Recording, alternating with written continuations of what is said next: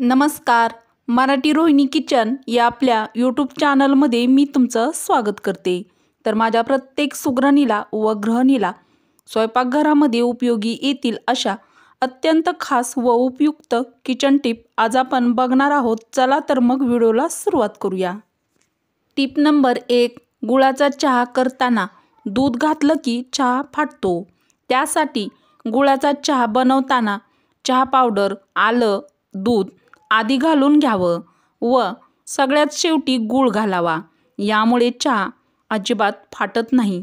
तर गुळाचा चहा बनवताना ही टीप नक्की ट्राय करा. अत्यंत उपयुक्त पुढील टीप आहे टीप नंबर 2. कांदा कापून झाला की त्याचा वास आपल्या हाताला येत राहतो. यासाठी बेकिंग सोडा आपल्या हाताला चोळून हात धुवावे. यामुळे कांद्याचा वास आपल्या हाताला येत नाही. तर बऱ्याच पदार्थासाठी त्यामध्ये घालण्यासाठी आपण कांदा बरेच वेळा चिरत असतो. तर ही कांदा चिरल्यानंतर तुम्ही ही टीप त्याचा वास येऊ नये हाताला यासाठी नक्की वापरा. टीप नंबर 3. चपाती बनवण्यासाठी कणिक मळताना ती जर घट्ट मळली तर चपाती कडक होते. यासाठी कणिक मळताना ती जास्त पातळ पण नाही व जास्त घट्ट पण नाही, ती नेहमी सैलसर अशी मळावी. ज्यामुळे चपाती मऊ लुसलुशीत अशी राहते किंवा बनते. तर ज्या नवीन स्वयंपाक शिकणाऱ्या मुली आहेत त्यांच्यासाठी ही खास टीप आहे. आवडली तर एक लाईक नक्की करा. अत्यंत उपयुक्त पुढील टीप आहे टीप नंबर 4. काकडी, गाजर, बीट याची साले काढू नयेत.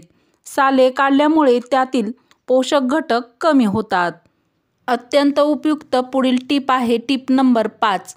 कोणत्याही भाजीचा रंग टिकून राहण्यासाठी त्यामध्ये चिंचेचा कोळ किंवा लिंबाचा रस घालावा. यामुळे भाज्याचा रंग टिकून राहतो. तर कोणत्याही भाज्याचा रंग टिकवण्यासाठी तुम्ही ही टीप नक्की ट्राय करा किंवा फॉलो करा. आपल्या सर्वांची आवडती पुदिना चटणी टीप नंबर 6. पुदिना चटणी करताना त्यात थोडेसे कच्चे शेंगदाणे टाकावे. यामुळे चटणी दाटसर होते व चटणीला कलरही छान येतो. तेच जर खाऊन कंटाळा असाल तर सोलापूर पद्धतीचा पेंडपाला तुम्ही बनवू शकता. टीप नंबर 7. सोलापूर पद्धतीचा पेंडपाला बनवताना तुरीची डाळ 4 ते 5 तास पाण्यामध्ये भिजत घालत ठेवावी. जर तुम्ही 1 वाटी तूर डाळ घेतली असेल तर त्यामध्ये 3 वाटी कांदा घालावा. यामुळे पेंडपाला खूपच चवदार असा लागतो. तर भाजीला काहीच नसेल तर तुम्ही सोलापूर पद्धतीचा पेंडपाला नक्की बनवा. टीप नंबर 8. भाकरी बनवताना डायरेक्ट गॅसवर ठेवून भाजू नये. कारण गॅसचा धूर भाकरीत जातो, तो आपल्या शरीरासाठी हानिकारक आहे. तर बरेच वेळा भाकरी पटकन भाजावी यासाठी गॅसवर ठेवून बऱ्याच महिला भाकरी भाजतात. त्यांनी ही टीप नक्की फॉलो करा. टीप नंबर 9. उत्तप्पा करताना मिश्रण हे जास्त पातळ किंवा घट्ट करू नये. तर ते नेहमी मध्यमच ठेवावे. यामुळे उत्तप्पा खूप छान कुरकुरीत असा होतो.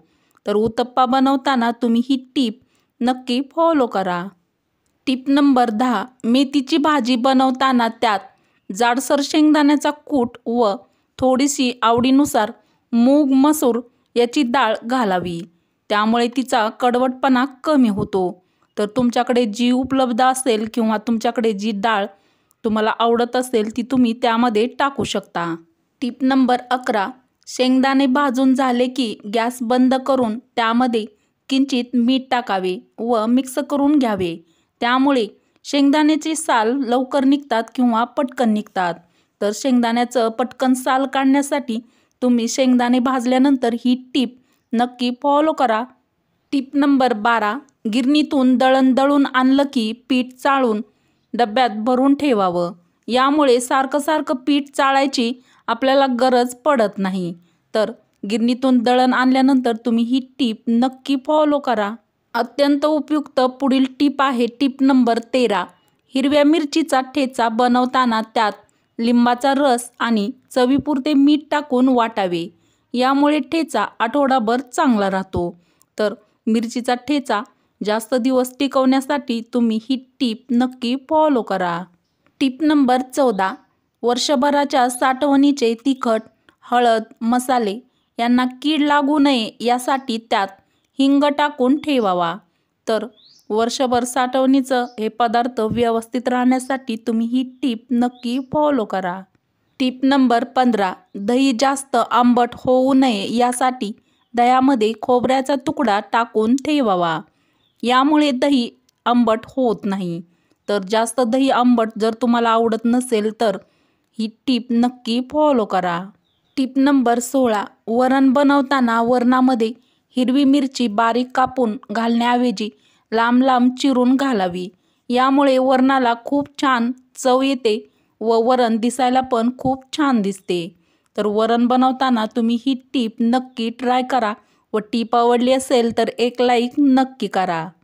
अत्यंत उपयुक्त पुढील टीप आहे टीप नंबर 17, भोपळ्याचे पराठे बनवताना त्यात कांदा चिरून घालण्याऐवजी कांदा किसून घालावा। यामुळे पराठ्याला खूप छान चव येते व पराठे चवीला पण खूप छान टेस्टी असे लागतात। डोसे तर आपण नेहमी बनवत असतो, पण त्यातल्या त्यात हिवाळ्यात डोसे बनवताना टीप नंबर 18, डोस्याचं पीठ हिवाळ्यात आंबवण्यासाठी त्यात थोडं गरम पाणी घालावं। यामुळे डोस्याचं पीठ लवकर आंबते।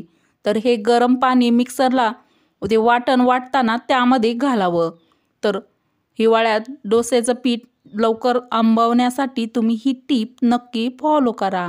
वरील टीप आवडल्यास मराठी रोहिणी किचन या आपल्या मराठमोळ्या चॅनलला सबस्क्राईब करा, लाईक करा व असेच नवनवीन व छान छान व्हिडिओ तुमच्या मित्र मैत्रिणीला शेअर करायला अजिबात विसरू नका। चला तर मग भेटू अशाच पुढच्या एखाद्या छानशा व्हिडिओमध्ये। व्हिडिओ पूर्ण बघितल्याबद्दल धन्यवाद।